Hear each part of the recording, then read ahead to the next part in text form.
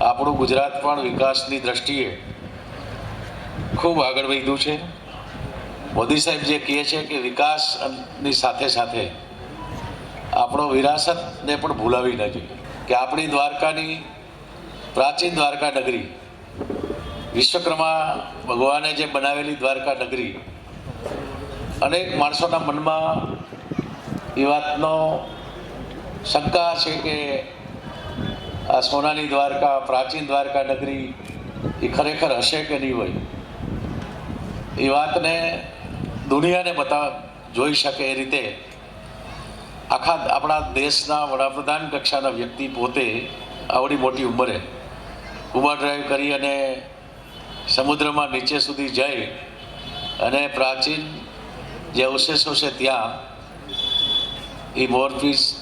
ત્યાં મૂકી અને આવે, એના દર્શન કરે, એનાથી જ આપણે જોઈ શકીએ છીએ કે એની કેટલી બધી આપણા દેશ અને રાજ્ય માટે જે આપણી પ્રાચીન ધરોહરો છે એને જે વિરાસત માટે આપણી સંસ્કૃતિને ભૂલાવી ન જોઈએ, એના માટે જે વાત કરે છે એ વાતનો સ્વયં પોતે આટલું મોટું સાહસ કરીને આપણા દ્વારકામાં સ્કુબા ડ્રાઈવ કરીને ગયા હતા।